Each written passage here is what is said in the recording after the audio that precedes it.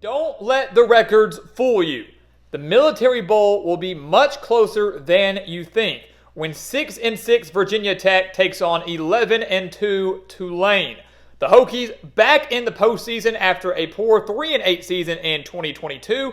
Tulane missing out on their second straight New Year's Six Bowl game, falling short against SMU in the American Championship, and now taking on a hungry Virginia Tech team in this Military Bowl. So who's going to walk away with a massive momentum-building victory?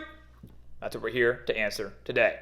So welcome back to the Gridiron Expert, guys. We're so glad you could join us today. As always, please continue to like, comment, subscribe, share our videos, and check out everything down in the description below, including our expert picks, that holiday special over on thegridironexpert.com, giving you every single college football bowl game spread pick and every single NFL playoff game spread pick for one very, very low price. Picks that we can guarantee will win, as we have hit over 62% of our holiday special bets each of the last 5 years, hitting over 60% on our bets this year, over 65% in our best bets. Need we say more? It's one of the best places to get your picks in the entire country, offering these picks for one of the lowest price in the country. We want you to win big with us today. Check it out. Again, the link down in the description below where you can become a member of our GE Nation. So let's take a look at this game, guys. I really, really like it. At first glance, you're going to go, oh, Tulane's 11-2, Virginia Tech 6-6. I picked Tulane. That's your first glance, right? And I say not so fast. It's a great Lee Corso would say, not so fast, my friend. This is a much more complex game than that. We'll start on the offensive side of the ball, where Virginia Tech was not very good in 2022, but has changed drastically. Now they switched to Kyron Drones at quarterback, transferring in from Baylor. He has over 1,900 passing yards, 15 touchdowns, and over 600 rushing yards and 4 rushing touchdowns. The dual threat capability of Kyron Drones has been phenomenal for Virginia Tech, and it's completely revitalized their offense. Keep in mind, they didn't go with him early in the year. It was about a third, fourth game decision. He comes in, and the offense has been different ever since. Remember, Virginia Tech did start 1-3 and overcame that poor start to reach the postseason. They're averaging over 210 passing yards per game, 175 rushing yards per game, led by Drones, led by Bayshaw Tutton, 727 yards, 8 touchdowns on the year. 6 players have at least 100 reception yards for the Hokies, led by Daquan Felton, but they will be without their number 3 pass catcher and their tight end, Daquan Wright, 366 yards on the year. Obviously a big loss offensively, but not one that should completely derail this offense. They've got their quarterback, they've got their running back, they've got their top pass catchers for the most part. This is a Virginia Tech team that has just kind of done a complete 180. After what we saw in 2022, what we saw at the beginning of this year, it kind of looked like the Brent Pry era was just going to continue to tank, and it turned around really, really quick. Do not sleep on them, especially with that dangerous dual threat quarterback. Take a look at Tulane. They've got a lot of issues going on right now. Willie Fritz, their star, their loved head coach, left. He is going to Houston in the Big 12. So no Fritz, no motivation. I wonder and worry about that if I'm Tulane. We're filming this video early, right? Well before the Military Bowl happens. As of right now, Michael Pratt has not announced his intention to not play in the bowl game. There's a possibility that he does transfer. There's a possibility that he does not play in this Military Bowl. And if he doesn't, Tulane's chance to win this game decreases significantly. Pratt is such a vital part, the star quarterback of this team, over 2,400 yards, 22 touchdowns, nearly 300 rushing yards. They're already going to be without their top wide receiver, and Chris Brazzell II, over 711 yards and 5 touchdowns. Lawrence Keys III, their number 2 wide receiver, was injured earlier in November. Their tight end, Alex Bowman's not going to be playing this game. So if all that comes to fruition here, especially if Brazzell and Keys and Bowman all do not end up playing, Tulane's going to be down 3 of their top 5 pass catchers. And they could be down their star quarterback. Their backup quarterback, Kai Horton, has already hit the transfer portal. So if Pratt doesn't play, if Horton doesn't play, if those pass catchers don't play, they're going to be down 3 of their top 5 pass catchers. They're going to be down to their third-string quarterback, and Justin Abita. That's a concern if you're Tulane, right? That's great if you're Virginia Tech. You're happy about that, but a major concern if you're the Green Wave. This is a team that ultimately, guys, is going to end up relying heavily on the ground game. Even if Pratt plays, even if he does, whatever happens, they're going to need to rely on the ground game with Mekhi Hughes, assuming he does play as well. Over 1,200 rushing yards, 7 touchdowns on the year, averaging 156 rushing yards per game this year. Tulane is not the offensive juggernaut that we saw from last year, but they're still efficient. They're just going to have to rely heavily on the ground game in this Military Bowl. If you're Virginia Tech, if you're Brent Pry, a defensive-minded coach, you see that, you hear this, you see those transfers, you see the opt-outs, and you go, let's shut down the run.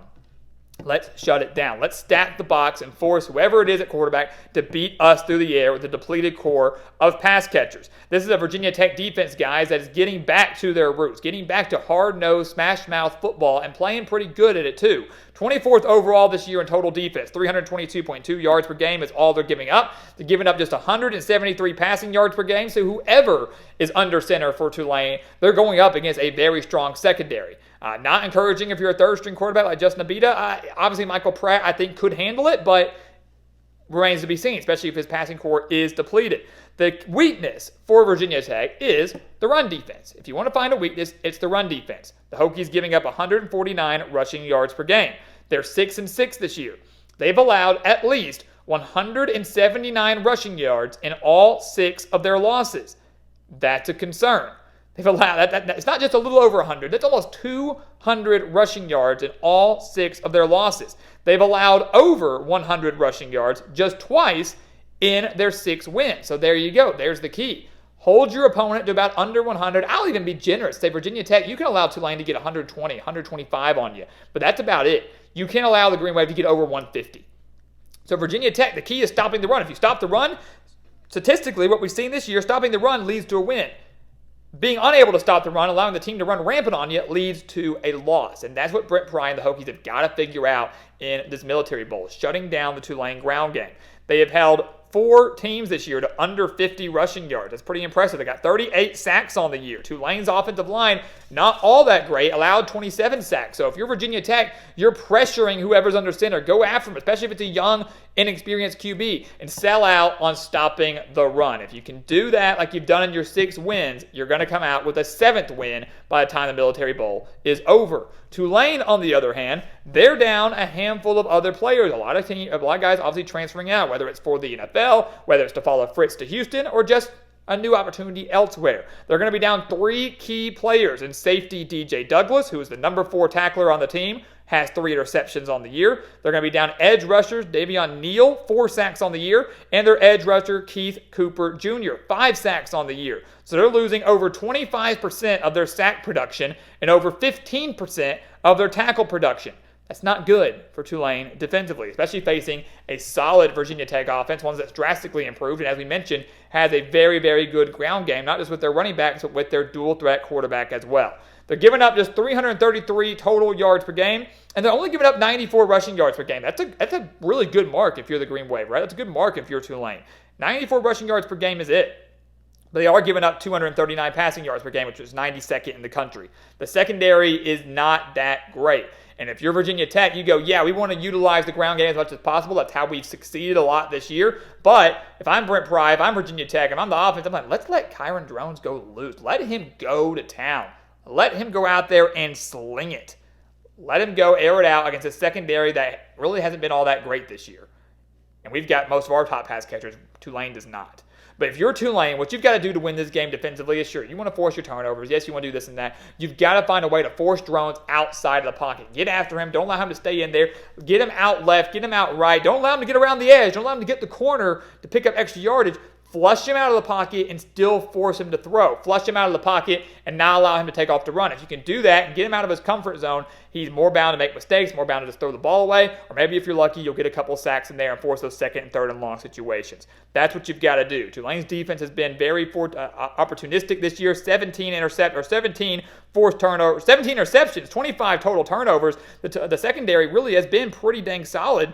And in terms of forcing turnovers, is allowing way too many yards. They're going to have to follow that same recipe this time around if they want to take down the Hokies. A lot to break down, guys. A lot of opt-outs, a lot of transfers, a lot of emotions, so much going into this game. And I really am telling you guys, I think this game's going to be closer than you think. I think at first glance, you see Tulane, you think they're going to win. Look what they did last year. Last year doesn't matter. Look at the record this year. That does matter, but there's a lot at play, a lot of transfers. They don't have their head coach. What's the motivation like for Tulane? Where's their mindset at? They're down their head coach. They're upset they're not playing in a New Year's Six bowl game. If they had beaten SMU, they would be in a bowl game, maybe playing a team like Oregon, not Virginia Tech. So you wonder about their mindset. You worry about their motivation. And I look at Virginia Tech, and they got all the motivation in the world. They bounced back. They kind of exceeded expectations this year. They're back in the postseason. They're mostly healthy. They don't have many opt-outs. And I got to pick Virginia Tech, guys. Give me the Hokies to win this game. A close game, I should say, but win this game over Tulane. They have more stability, way too many more unknowns for Tulane than that for Virginia Tech. The Hokies get this win. They get their first bowl win since 2016, their first winning season since 2019, and Brent Pry carries tons of momentum into his third year in Blacksburg, beginning in 2024, while Tulane begins the John Sumrall era. A lot of changes coming their way for both these programs, but it's Virginia Tech that ends the year on a high. So guys, as always, thank you so much for watching us here at the Gridiron Expert on YouTube. Make sure to continue to like, comment, subscribe, share our videos, and of course, check out everything down in the description below, including those expert picks. That holiday special, do not miss out on that. Every single bowl game spread pick, every single NFL playoff game spread pick. If you want to win big with us, this is the place for you. Go check it out and sign up today. And once again, as always, thank you so much for watching, and we'll see you next time right here on the Gridiron Expert.